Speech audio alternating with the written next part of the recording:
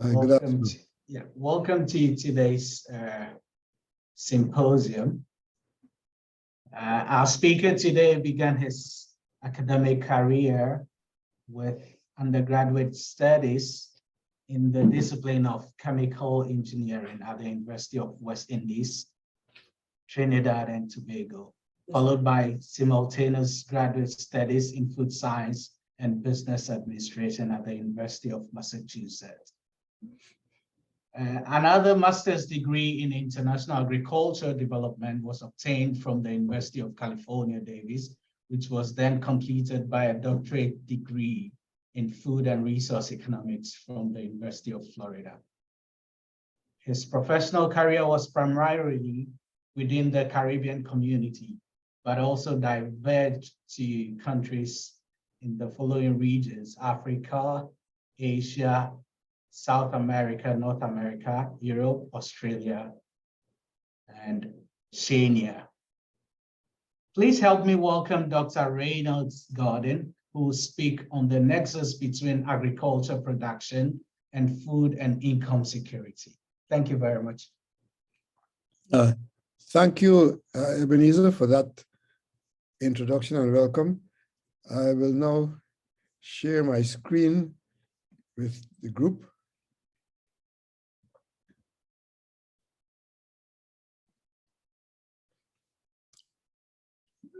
In discussing this topic, I will first look at some fundamentals of agricultural trade, then have a look at some artisanal level issues, some considerations at the commercial level, examples of collaboration among farmers, corporations, and governments, a brief look at artisanal industrial fisheries, and then ponder the future.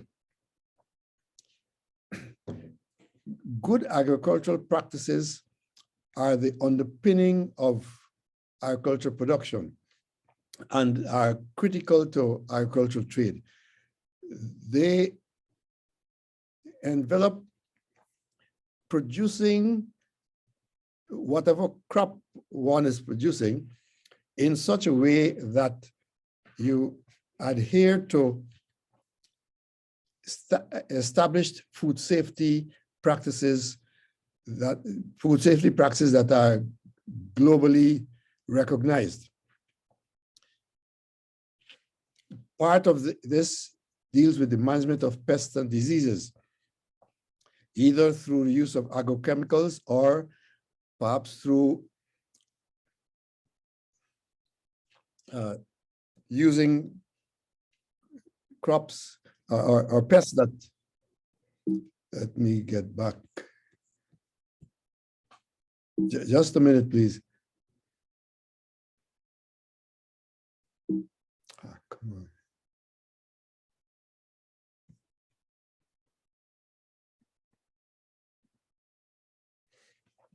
Yeah, integrated pest management is another way of dealing with pests and diseases. Within the scope of agricultural production and trade, a lot of attention is paid to organic production and certification thereof, all within the context of adhering to good food safety practices. And then traceability from farm to end user is another fundamental.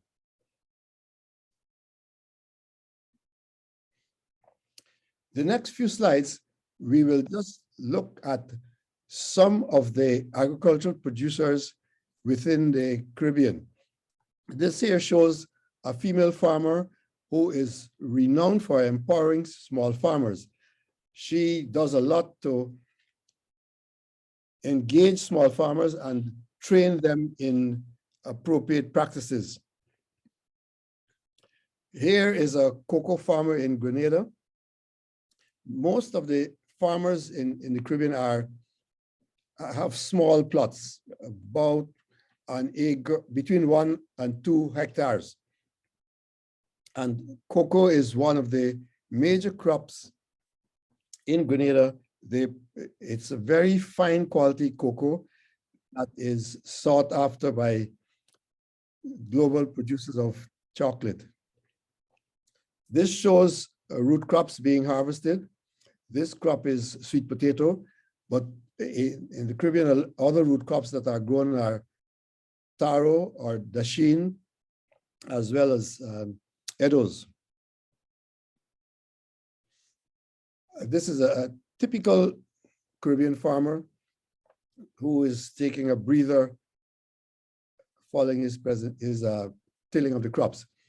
And here we see Grenadian farmers using sargassum seaweed in preparing for to mulch, so as to provide fertilizer for the crops.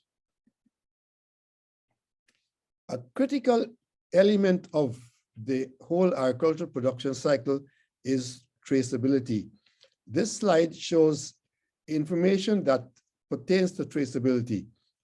It's important to show the lot number, the sell-through date,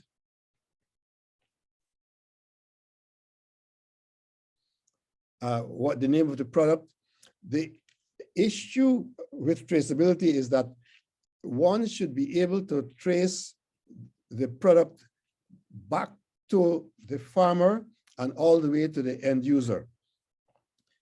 Barcodes or QR codes are also used in the process.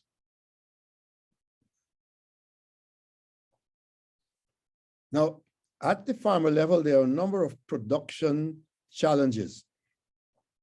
The one co-op organization in Grenada engages in practices that were handed down from their ancestors, the Maroons. In this case, they have a system of assisting each other when it's necessary to prepare the land for cultivation. The way that works, they would meet on a given day. All of the members of this organization will meet on a given day at the farmer who's going to receive assistance. All that the farmer has to do is to provide the group with meals for that day. And that practice is rotated throughout the group, the Northeastern Farmers Organization. Another way that the farmers in that group and others assist each other is in transferring technology to be used in the production process. They also assist each other in accessing markets. The leaders of the organization will go to markets like a hotel or other areas and negotiate whether or not they need specific products. Once they get that sorted out, then the individual farmers will go to discuss what might be the payment issues for that particular market. Satisfying sanitary and phytosanitary standards is another critical issue. In this instance, the farmers are assisted by a number of various organizations in the region.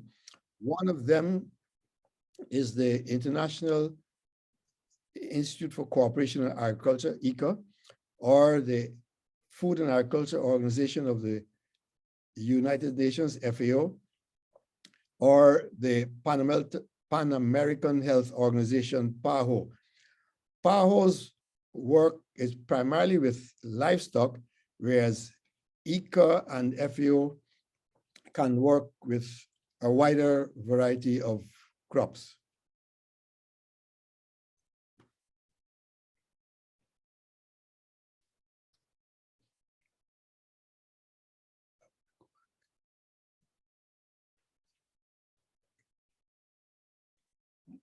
So that's what pertains to sanitary and phytosanitary standards.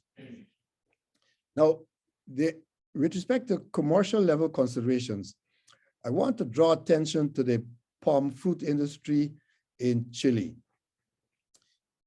Chile right now produces and exports a lot of palm fruit. The palm fruit are primarily apples and pears, but there are a few others which are also palm fruit. At one stage, the palm fruit market was challenged when exports, particularly to the United States, had a very short shelf life. So a consortium was formed among producers, nurseries, agrochemical companies, and exporters, and the University of Talca. Initially, the government of Chile participated. University of Talca provided the building, the government of Chile financed the equipment, and the producers and nurseries, they provided the samples. They were able to develop investigative and standard procedures, which allowed them to identify, while the fruit was still in the field, whether or not that fruit had a problem. And as a result, they will be able to extend their shelf life considerably. They were so successful that initially, while only about 20 palm fruit producers were involved, others then wanted to join, but they had to limit the membership because they could not expand.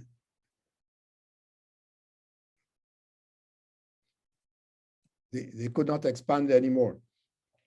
Now, another issue with respect to commercial level considerations pertains to blueberry, and this also relates to Chile. They found that if the blueberry comes onto the market in the US very early, you get a higher price. And in looking at how to tap this higher price, they were able to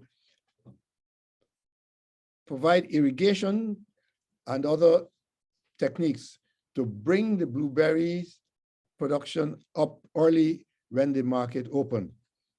I want to draw your attention also to the Hass avocado in California. I'm not sure if you're aware, but the guy Rudolf Hass, who developed the Hass avocado, they can't see your screen. I'm gonna help you. Okay. Sorry, guys. Good. Sorry about that. We're gonna reshare the screen. Okay.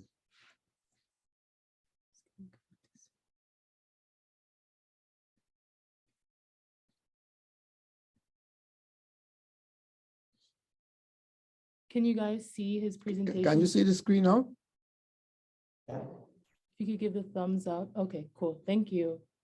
At what point did you stop seeing it? It's just been like 5 minutes. Okay, so let me repeat this here. The Chile palm fruit industry had a challenge in their shelf life of the palm fruits that they exported was rather limited. So a consortium was established with membership from the producers, a limited number of producers, nurseries, agrochemical companies, exporters, University of Talca, and the government of Chile. Initially, the government provided the funds for the equipment. The University of Talca provided the space, and the producers and nurseries provided the raw material.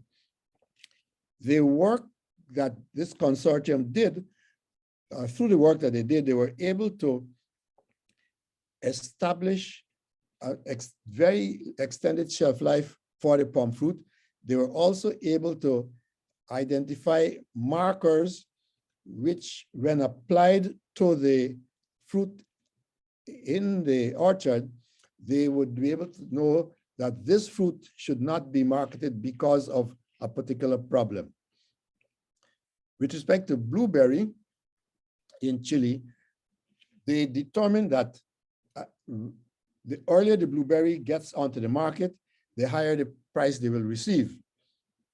So they worked on developing conditions to bring blueberry production into the market earlier. And for Haas avocado, Haas was an amateur horticulturalist. He was a postal service employee, but he purchased an avocado grove and together with an assistant started grafting. There was one tree which he wanted to cut down because it didn't produce any fruit initially, but he was persuaded to let it be. And that eventually produced what we now know as the Haas avocado. His family, from tasting, decided that that product was, that fruit was much better than the other avocados around. So eventually Rudolf Haas applied for and was granted a patent for the Haas avocado. And today Haas avocado is one of the more popular varieties. This shows some of the palm fruit. Apples, pears, and nashi and quince are different palm fruits. And this here shows some of the blueberry in Chile entering the early market. And this is Rudolf Haas and his wife under one of the avocado trees. Now, I'd like to talk about some collaboration between governments and corporations to the benefit of improving farmers' income, as well as the income of consumers. Both pertain to the Philippines. Nestle in the Philippines created a shared value program. They imported high quality coffee beans, the planting material for these beans, and sold them to the farmers at cost. They provided training to the farmers on improved techniques and also offered a secure market so the farmers could sell their product to Nestle. As a result of all of the work that Nestle did, productivity among the farmers doubled, their income was enhanced considerably, and as a result, their food security and livelihood also improved.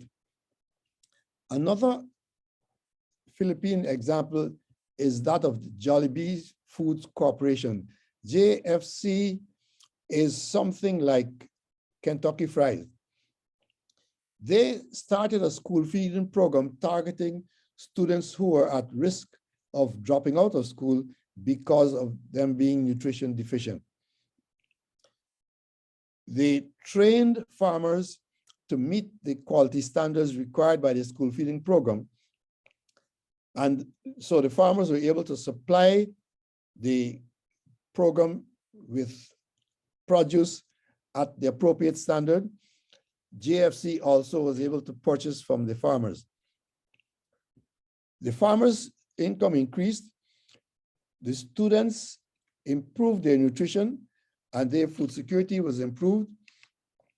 Then, as the program developed, the government of Philippines started funding the program, allowing JFC to remove it from the funding and just focus on quality control. This slide shows a schematic of the fisheries sector, to which I want to turn next. We see that about 31% of the fish populations are currently overexploited. 26 million tons are illegally fished throughout the world. Some of the fish stocks, almost 60%, have reached their maximum level of exploitation. And so it's a challenge. Now, fishing and it is a particular challenge because we can't see what the size of the fish population is. So it's important for agencies to do research to try to estimate the size of the fish population and for countries to establish regulations so as to prevent overfishing. At the level of the artisanal fisheries, this is a bit of a challenge because it's not easy for governments to implement such regulations. Many small countries, in many small countries, the fisher folk think that they can just go to fish anytime they want. So it's a bit of a challenge to try to get them to regulate that fishing effort, although there are agencies that are still working on it.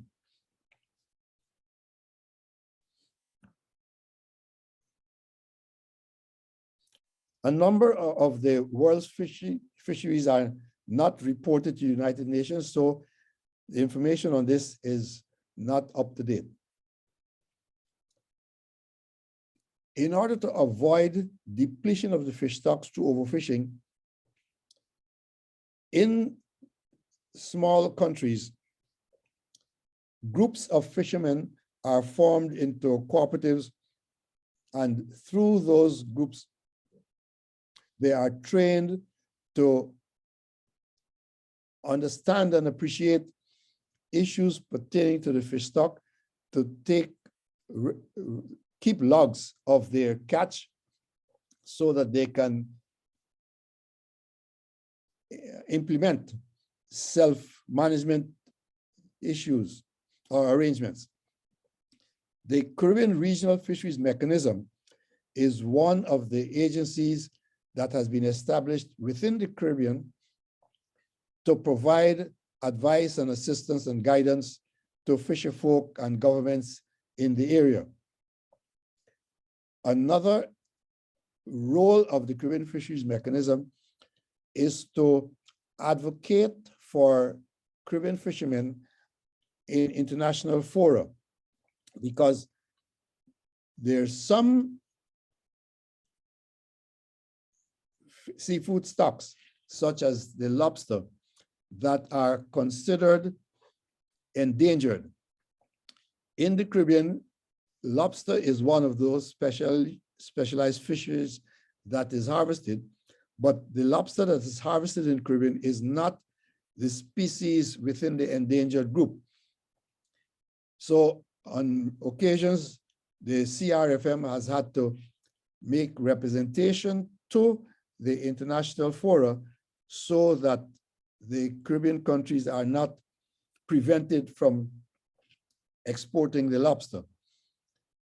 In the Pacific Islands, tuna is very plentiful. And prior to the International Law of the Sea, many countries would go to the Pacific Islands to fish, supply motherships, which are factory ships processing the tuna, and then take it away. So the Pacific Islands set up a forum fisheries agency to try and regulate that when the Law of the Sea allowed that the fish stocks come under their jurisdiction. One of the unique ways that they sought to monitor what was happening, particularly for the fishing companies from outside the region, was to get different, or I would say invite local fishermen to give information to the FFA on any fish vessel that might be in the area that is maybe fishing illegally. And so that way, the FFA was able to monitor and its adherence to its regulations. With respect to the future, climate change is one of the issues that is already impacting farmers globally as well as in California. Following the Colorado River's reduced flow, irrigation will be critical I'd like to refer to the experience in Israel. Israel has about 437,000 arable land, of which 162,000 are irrigated. Israeli agriculture has developed to the point where one Israeli farmer is projected to be able to supply meals for about 114 families. This compares to the situation in developing countries where one farmer can feed maybe 2, 3, 4 families. And in developed countries where a farmer can feed about 15 to 20 families. Part of the success of Israel in this area is due to its developing micro irrigation techniques. Rainfall in Israel occurs in the months of December, January, and February, and can vary between about 100 millimeters to about 1,000 millimeters. But Israel has developed the technique to provide micro irrigation to the roots of the crops that they're growing. And as a result, they have been able to provide and to produce, I should say, a wide variety of crops and livestock. Chile has also been working in this area, and they are on the verge of developing a real-time monitoring of irrigation. Again, they will be looking at how can irrigation be tailored to the demands of the specific crop.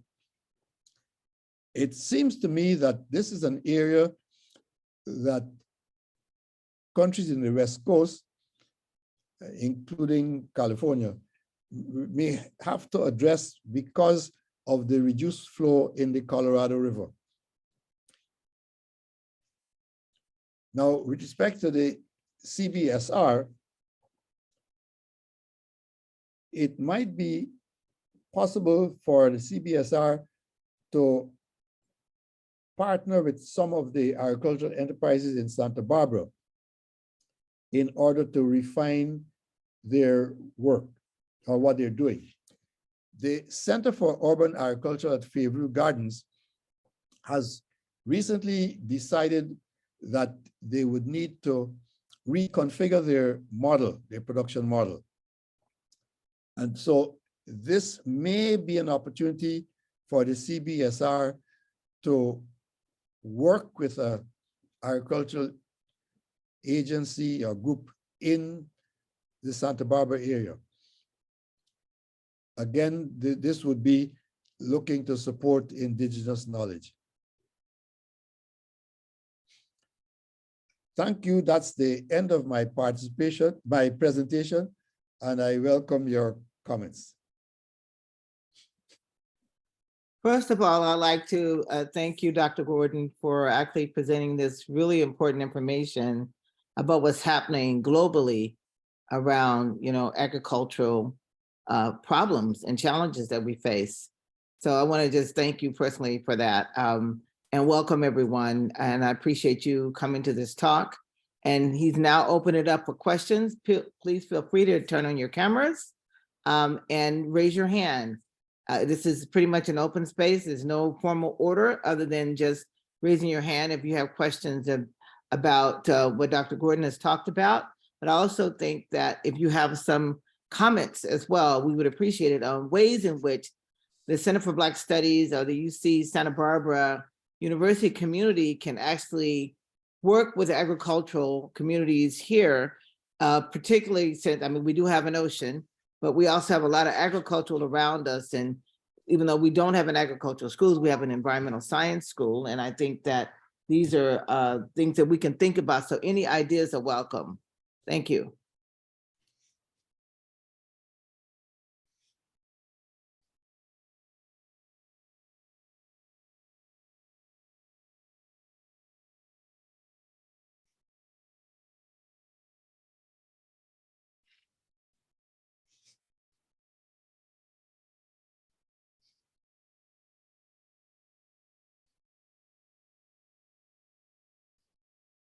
Ronald, I think you made everybody. Oh, there's Lisa. Okay, thank you, Lisa.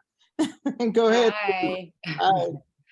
Hi. Thank you for the talk. And honestly, this is not my area of expertise, but I'm very interested in the relationship between agriculture and the history of communication systems.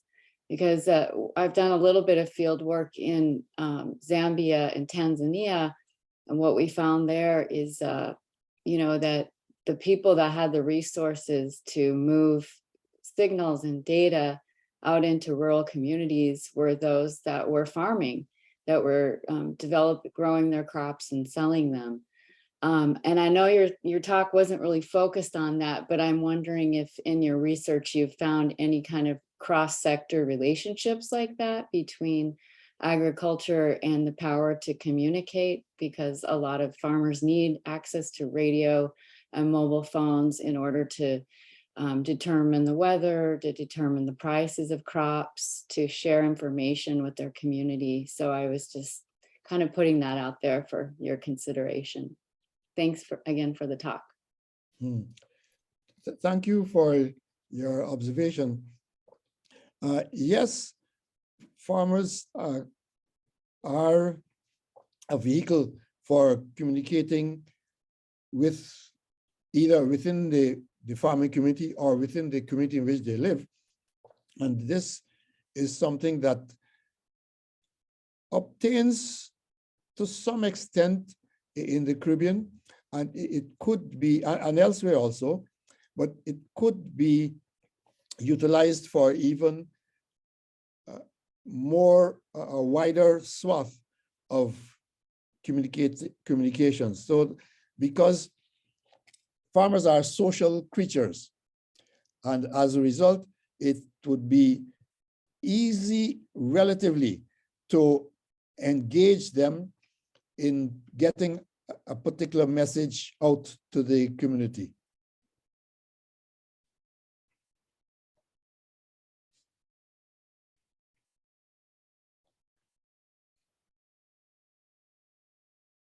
We're open to more questions or comments.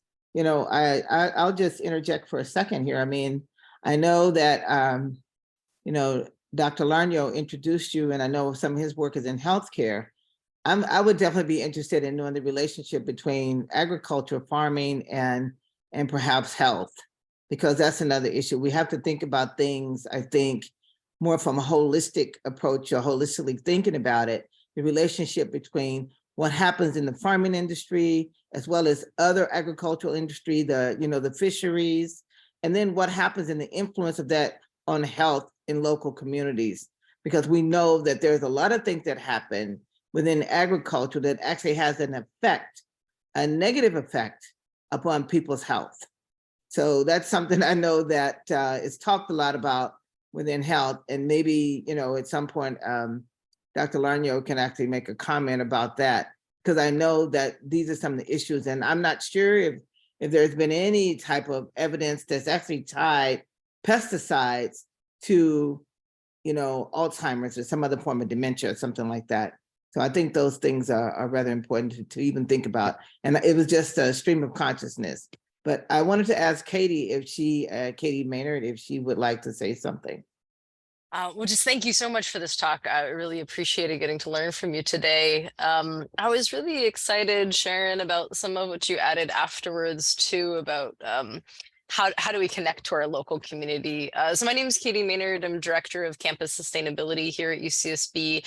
I'm also advisor for our Edible Campus program, which manages a set of community and neighborhood-based gardens on campus and in the Isla Vista area.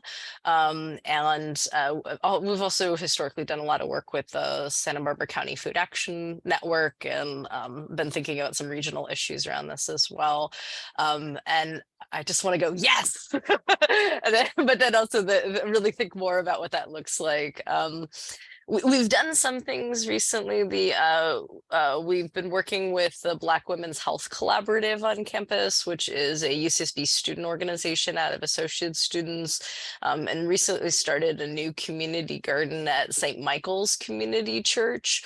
There's a historic neighborhood garden that's been there for quite some time, but recently we took a section of the plots there and identified those explicitly for the Black Women's Health Collaborative. And I've been working with them to create a Black managed, Black led garden space. And so that's something we're taking a look at. I'm also really interested in like some of Leah Penniman's work out at Soulfire Farm.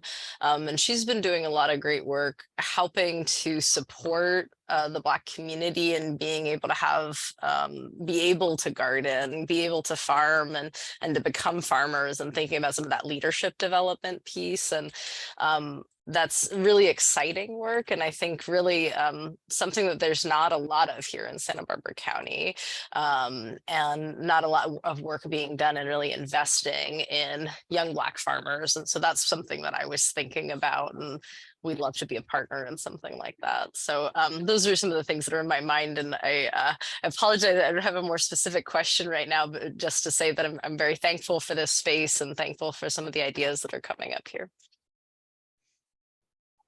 Yeah, if I may add, in the Caribbean, the health sector has done some work which shows that higher consumption of root crops is a good practice for reducing the likelihood of one becoming diabetic. I don't know if I don't have any specific data on that, but I know from the past that they've done some work on that. Now, more recently, I was involved in a project intended to develop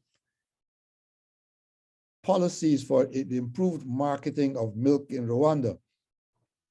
As part of that project, we sought to evaluate what is the impact of the current consumption practices of milk on health, particularly for health of children. We found that the certain gastrointestinal diseases were prevalent in groups that consumed a lot of improperly packaged processed milk or milk products. And so, and that's because of the milk produced in Rwanda, only about 10% is processed. The rest is sold on the informal market, either to milk vendors or health kiosks. And much of that is consumed either without adequate processing, boiling, or anything like that, or made into products that are then consumed. So that again is some indication of the relationship between agricultural production and health.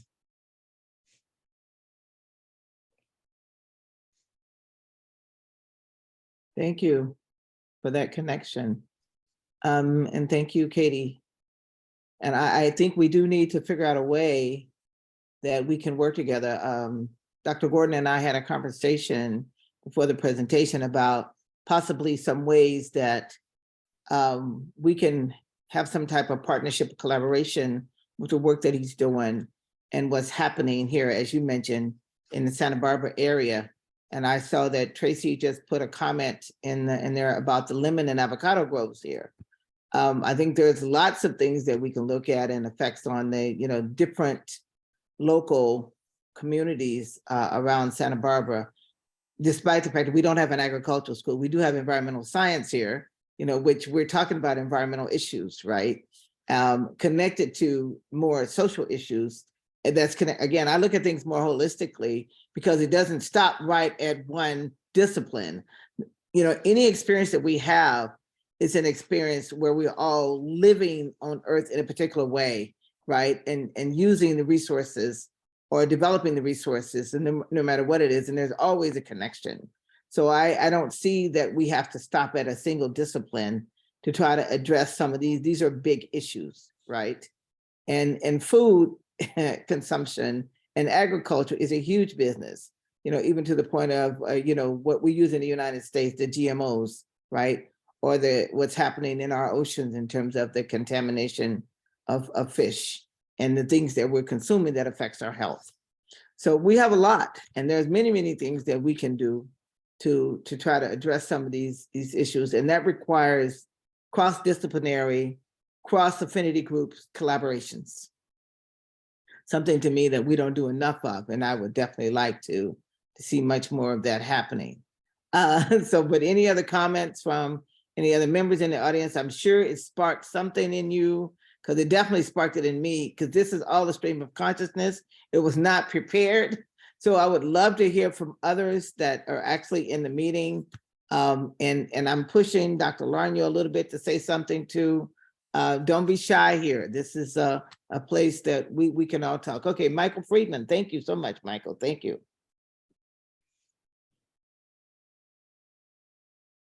You're on mute. Maybe you can unmute yourself. Yes, Yeah, okay. Sorry about that. Thank you for this interesting talk in the meeting. I was with the CGIAR research program on roots, tubers, and bananas. So a lot of what was mentioned in the talk was close to home in a way. I wanted to hear a little bit more about the school garden programs.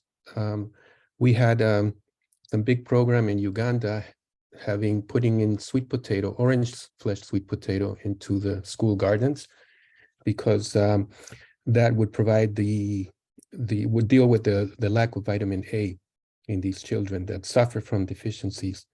Anyways, it got very interesting because there was a lot of policy work that we had not expected. For example, changing the school curriculum to be able to teach the kids about nutrition and the benefits of vitamin A, et cetera, and besides the growing of the plants outside in the school garden.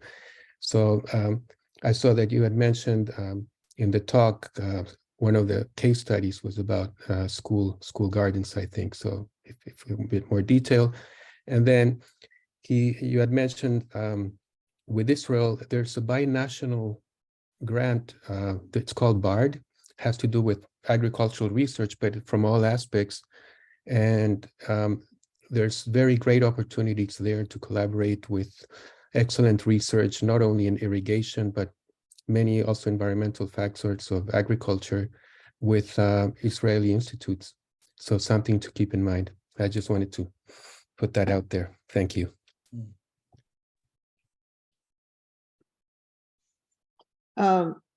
Michael, could you identify yourself for us so we'll know a little bit about who you are right quick before Ronald responds to your sure.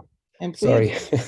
Okay. So I'm actually right now in Santa Barbara, moved here recently. So I'm associated with the CGIAR, that's Agricultural Research for Development in developing countries. Thank you. Thank you. Thank you, Michael. Yeah, encouraging students, children, to learn about the produce and the health benefits is a very good way of catalyzing changes in the family diet. And that's a good way to go. I am not sure of any specific student training that was done in the Philippines, but I know that the Jollibee did provide training to farmers, and the farmers were then able to, as I said, supply to the school feeding program produce that met the standards of the program.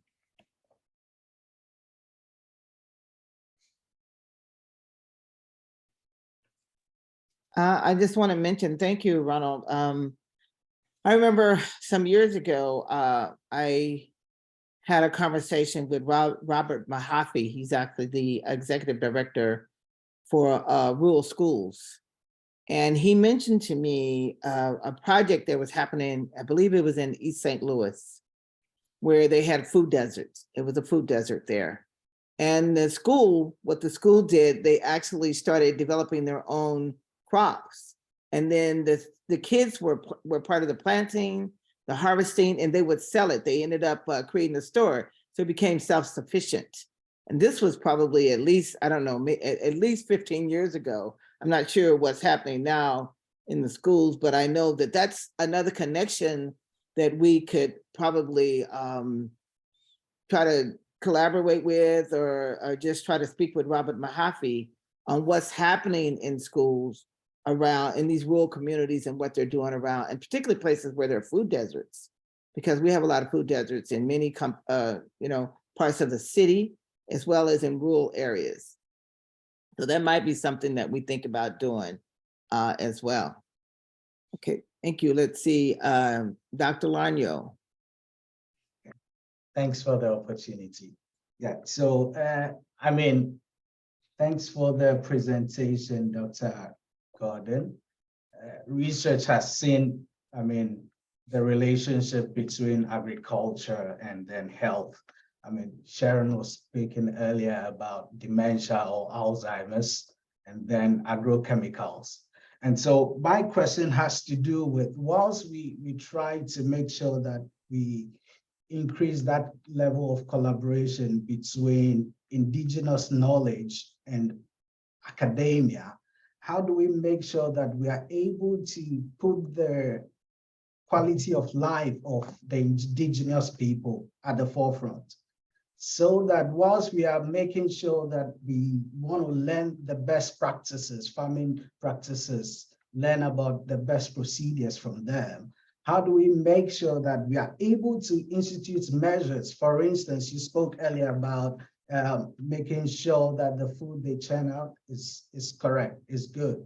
I mean, making sure we increase sustainability, making sure that we are able to provide, for instance, someone spoke earlier about technology, because when they, I mean, get the food ready, they have to send it to the market. And so how do we make sure that in doing that, we put the people, the indigenous people at the forefront of our agenda?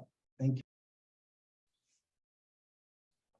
I think one way of doing that is to be able to understand what the indigenous people are doing and look at not changing what they're doing, but enhancing it. Because among indigenous people, there are lots of very good practices which have been undertaken over the years. There's sometimes we go and try to change the practices altogether. That is not good. What I think we need to do is to understand the practices, identify how it's benefiting the indigenous people and others, and then try and reinforce that practice so that there could be improvements. And in that way, we will not only increase the productivity, but we will strengthen the belief of the indigenous people in what they are doing.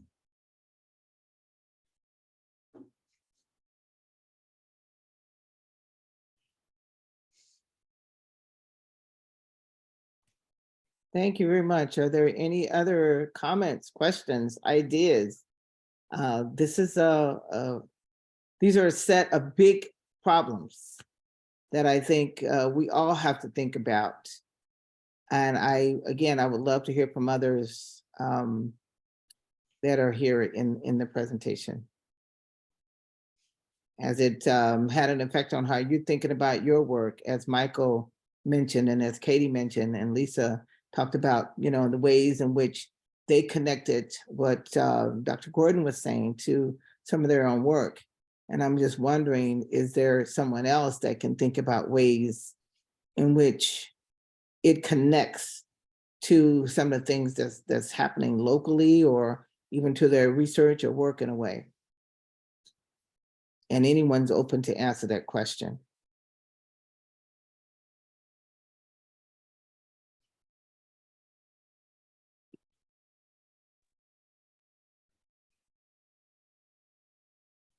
Are you there, Ian? We can't hear you.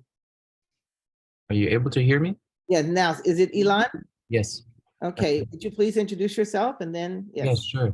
My name is Ilan. I'm a graduate student at UCSB. I'm studying biotechnology, and I can't think of a way directly that this is impacting my work, although I would very interested by the work happening in different research centers like the CGIAR that Michael Friedman is working for, this group, but also from what I heard today, what different companies are doing, corporations are doing.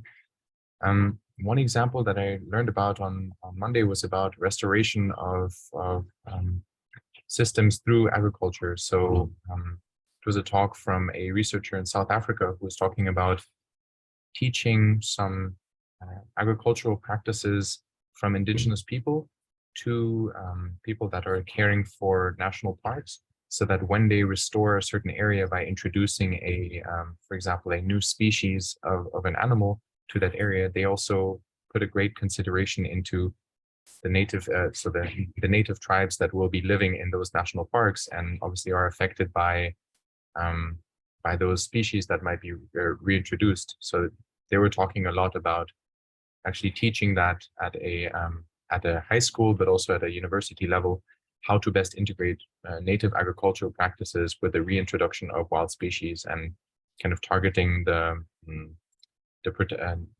conservationists of tomorrow to have that knowledge, not only to make sure they have a safe place to perform agriculture, but also learning with about their interaction with some animals, some predators in particular.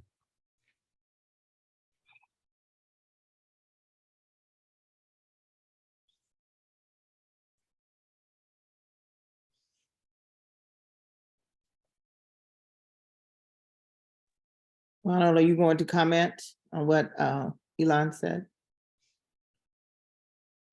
One thought that came to mind is that when one attempts to introduce a new species to an area, one has to be careful that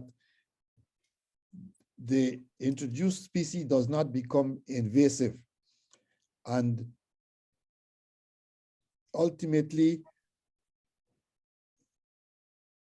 attacks and replaces other native species.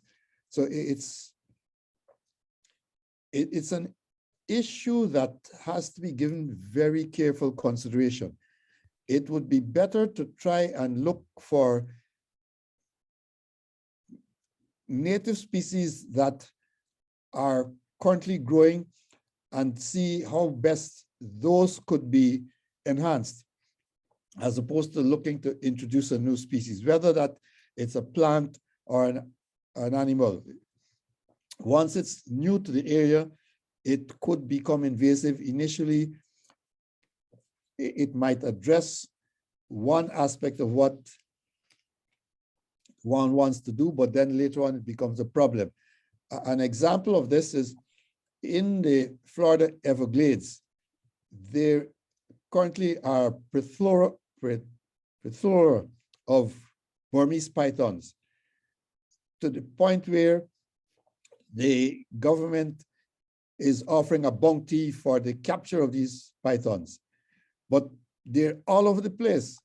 And those probably came years ago, either as a pet that was eventually discarded, or maybe to address some issue that it was thought that the python could deal with. So one has to be very careful in introducing new species, whether it's plant or animal.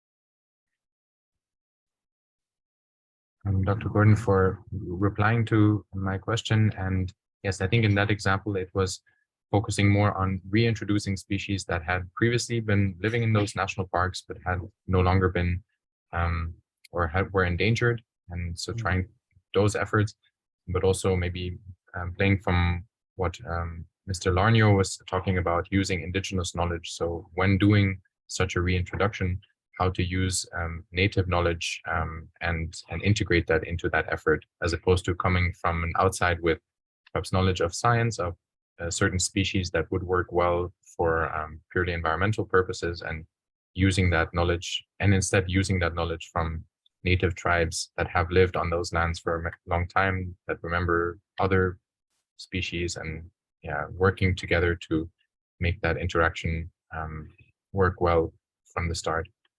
I think that I appreciate what you were saying too. Okay, thanks for that clarification, Dylan.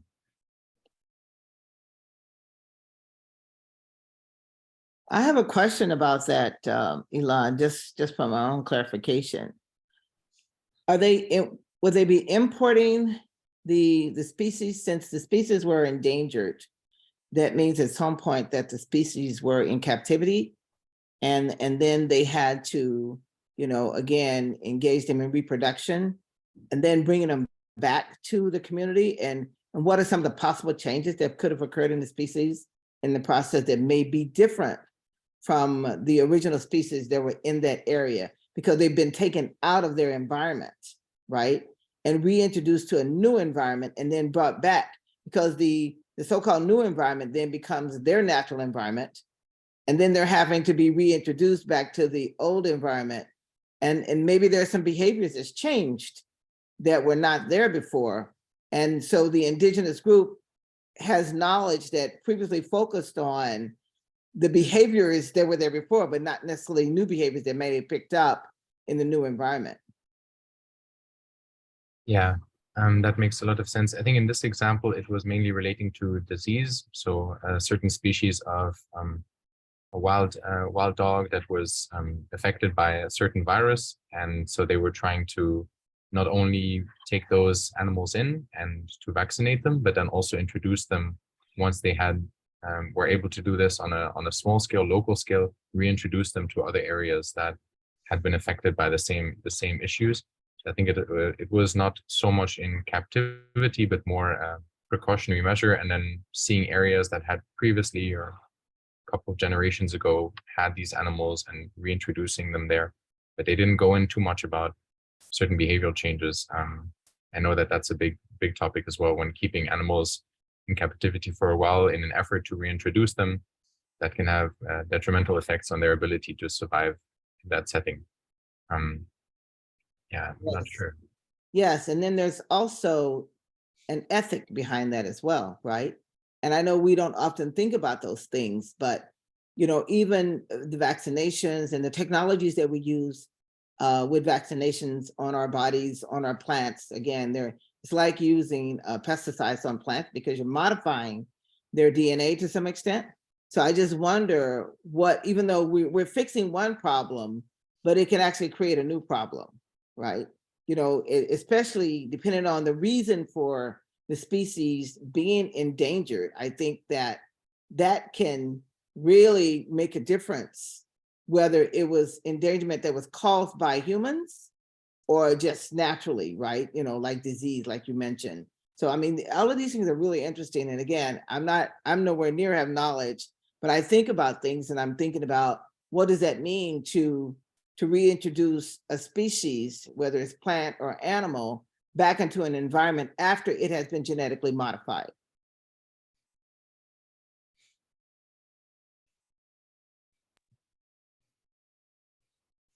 That's tantamount to introducing a new species.